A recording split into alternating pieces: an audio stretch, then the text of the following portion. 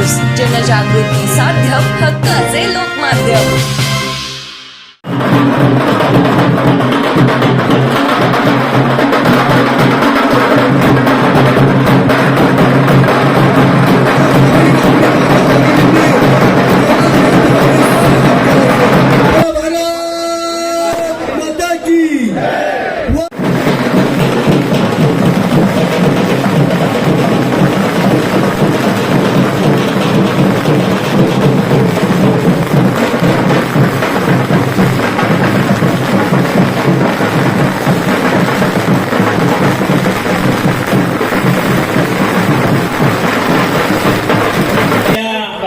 सभेसाठी आपल्या प्रदेशचे अध्यक्ष आदरणीय रवींद्रजी चव्हाण साहेब, तुमच्या आमच्या सर्वांचे नेते नामदार गिरीश भाऊ, नामदार संजू भाऊ सावकारे, आमदार मंगेश दादा, आमदार किशोरप्पा, माजी मंत्री गुलाबजी देवकर साहेब, खासदार स्मिताताई, आदरणीय जिल्हाध्यक्ष चंदू अण्णा, भाऊसाहेब संजू पवारजी, आदरणीय शिवसेनेचे जिल्हाध्यक्ष विष्णुदादा, यावल रावेरचे आमदार अमोल दादा, नितीन भाऊ लड्डा, आदरणीय आरपीआयचे सर्व अनिल भाऊ असतील, मिलिंद भाऊ असतील, राजू भाऊ असतील, सर्व गोविंद भाऊजी अग्रवाल नगर अध्यक्ष 12 बिनविरोध झाले, त्यांचा इथे सन्मान झालेला आहे आणि बाकीचे सर्व उमेदवार, भावी सर्व नगरसेवक सर्व ते पण आलेले।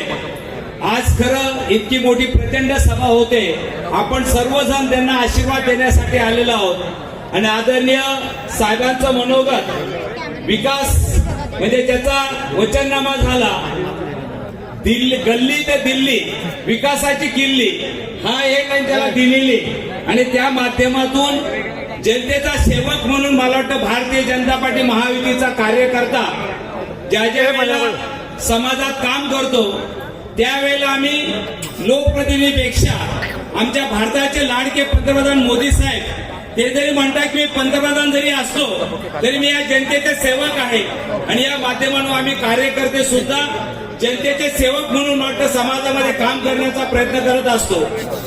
येणाऱ्या 2026 ची निवडणूक येणाऱ्या 15 तारखेला मतदान होणार आहे आणि आपण सर्वजण महायुतीच्या उमेदवारांना आशीर्वाद देणार आहातच। आज वातावरण बघत असाल तुम्ही की महायुतीमध्ये 12 उमेदवार बिनविरोध निवडून आलेले आणि आज बऱ्याच ठिकाणी काहींनी पाठिंबा पण दिलेला आहे, म्हणजे वातावरण असं दिसतंय साहेब की विरोधातच दिसत नाही अशी परिस्थिती निर्माण झालेली।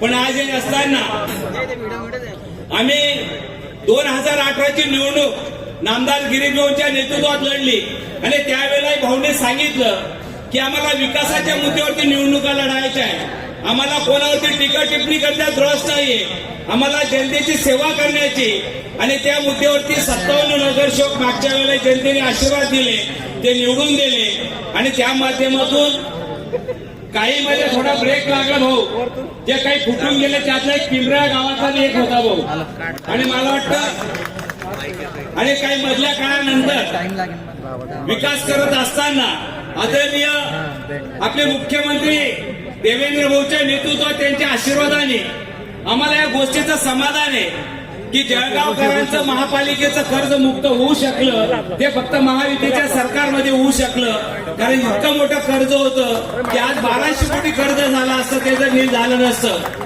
जेडीसी बँकचं कर्ज होतं ते सुद्धा नील करू शकलो।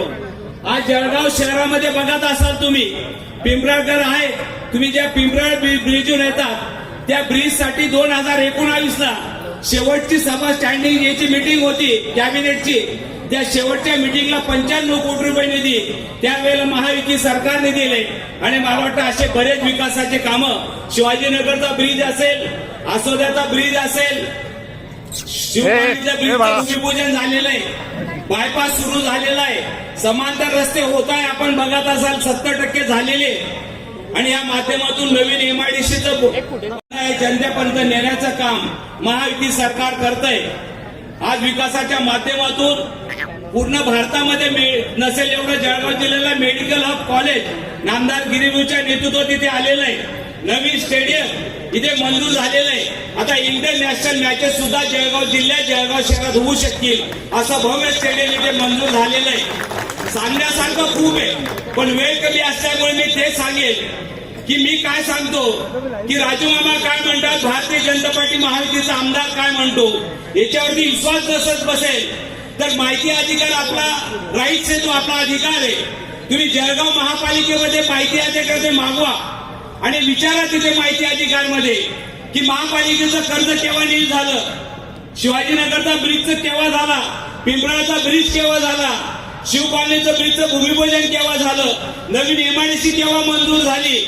आणि सांगण्यासारखं असेल तर गाळ्याचा सुद्धा प्रश्न आदरणीय मुख्यमंत्री साहेबांनी मार्गी लागलेला आहे, त्यांचं सुद्धा पत्र आलेलं आहे. आज जळगाव शहरातले जे सर्व भरीव कामं होती, जे 2018ला आम्ही सांगितलं होतं, आमच्या नामदार गिरीश भाऊंनी जे सांगितलं होतं ते जो पूर्ण झालेलं आहे. राहिलं फक्त रस्ते गटरी, त्याच्यामध्ये सुद्धा 60% रस्ते गटरी पूर्ण झालेले आहेत. काही कामं राहिलेली आहेत याची जाणीव आम्हाला आहे. येणाऱ्या काळामध्ये तुमच्या सर्व जनतेच्या आशीर्वादाने आम्ही ते कामं पूर्ण करण्याचा प्रयत्न करत आहोत. आताच भाऊ मला विचारत होते की मुख्यमंत्री साहेब 6 तारखेला इथे येणार आहे जळगावला, आपल्याला काय काय मागायचंय. आणि मी म्हटलं भाऊंना की एक 100 कोटीचा आणि एक 70 कोटीचा 2 प्रस्ताव आपले तिथे प्रलंबित आहे. ते 2 प्रस्ताव आले तर राहिलेले रस्ते आणि गटरी आपल्या पूर्ण होतील आणि जळगावकरांचं स्वप्न पूर्ण होण्यास मदत होईल, हे त्यांना भाऊंना विनंती केली. आणि भाऊ म्हटले की 6 तारखेला साहेब आल्याकडून आपण ते करून घेऊ असं गिरीश भाऊंनी सांगितलेलं आहे. म्हणजे सांगायचं तात्पर्य की जळगाव शहराला ज्या मूलभूत सुविधा आहे ते देण्याचं काम मला वाटतं आपल्या आशीर्वादाने आम्ही करण्याचा प्रयत्न करतोय. मित्रांनो, आपल्या झाल्या मूलभूत सुविधेच्या संदर्भात पण मी एवढंही सांगेल की आज आपला भारत देश कुठे जातोय. कदाचित आपलं एखादं काम राहिलं असेल, मान्य आजचं उद्या 100% होईल, पण आज देश आमचा आर्थिक व्यवस्थेमध्ये आज जो 9व्या 10व्या क्रमांकावर आम्ही 4थ्या क्रमांकावरती आलो आहोत. जपान सारख्या देशाला मागे टाकलेलं आहे, ते फक्त मोदी साहेबांच्या स्वप्नामुळे पूर्ण होतंय. 3ऱ्यांदा आमदार झालो आपण सर्वांनी, आम्हाला 3ऱ्यांदा दिलं. आज बघत असाल तुम्ही, पहिलं इंधन केंद्रातलं आपण जोडलं, दुसरं इंधन राज्यातलं जोडलं. आता आपल्याला नम्रपणे विनंती, महापालिकेचं 3रे इंधन आपल्याला जोडायचंय आणि सेवेची संधी आमच्या सर्व नगरसेवकांना द्यायची.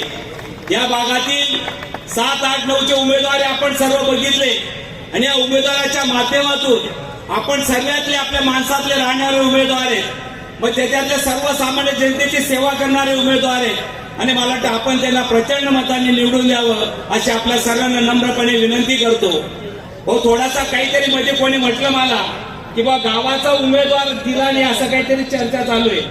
मी त्यांना म्हटलं मी नम्रपणे, मी सुद्धा पिंपळा गावाचा रहिवासी, मला याचा स्वाभिमान आहे. आणि आज बघत असाल तुम्ही पिंपळा गावातला तो रथचा रस्ता असेल, भाऊ 3.5 कोटीचा रस्ता आपण करू शकलेलो आहे. स्मशानभूमीचा विषय तो करू शकलेलो आहे आणि बरेच अशा विकासाचे कामं होऊ शकलेले आहे. ते जनतेच्या आणि सर्व आपल्या सन्माननीय नेत्यांच्या आशीर्वादाने होऊ शकलेले आहे. पण मी सर्व गावकऱ्यांना नम्रपणे आणि आपल्या सर्वांची माफी मागून बोलेल. गावाचा आपल्याला उमेदवार दिला होता 2018ला, तो कसा पळून गेला आपण सर्वांनी पाहिलं. मग आम्ही काय करायचं, आमचा काय दोष होता त्या उमेदवारी देण्यामध्ये.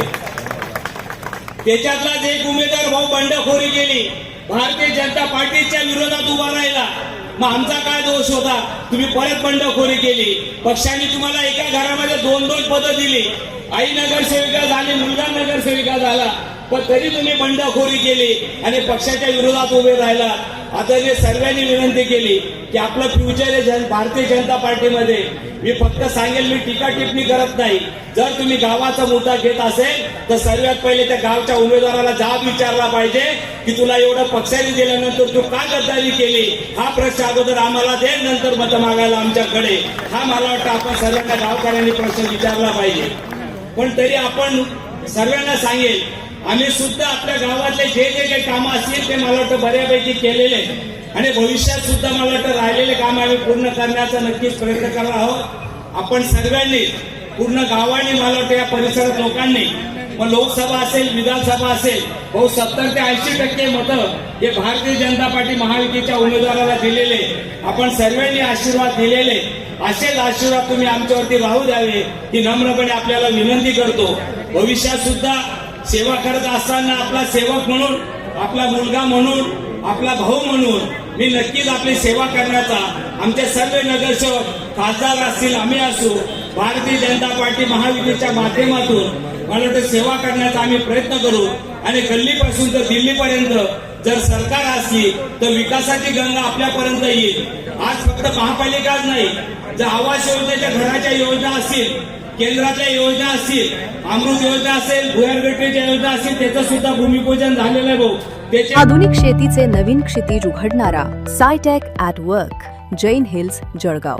12 डिसेंबर ते 14 जानेवारी दरम्यान जैन इरिगेशन सिस्टीम्स लिमिटेड द्वारे आयोजित हा भव्य कृषी महोत्सव शेतीत नाविन्य, तंत्रज्ञान आणि प्रगतीची नवी दिशा दाखवणारा, देशभरातील हजारो शेतकऱ्यांचा प्रेरणास्थान. अत्याधुनिक ठिबक, तुषार आणि ऑटोमेशन इरिगेशन प्रणालींची लाईव्ह प्रात्यक्षिके, हायटेक शेती उपकरणे, स्मार्ट सोल्युशन्स आणि प्रगत तंत्रज्ञानाचे प्रदर्शन, मातीचे आरोग्य, फर्टिगेशन, पीक व्यवस्थापन यावर तज्ज्ञांचे मार्गदर्शन, बदलत्या हवामानात शाश्वत आणि नफा वाढवणारी शेती कशी करावी याचे प्रॅक्टिकल डेमॉन्स्ट्रेशन्स, अनुभवी कृषी तज्ज्ञांशी थेट संवाद आणि यशस्वी शेतकऱ्यांच्या प्रेरणादायी गोष्टी.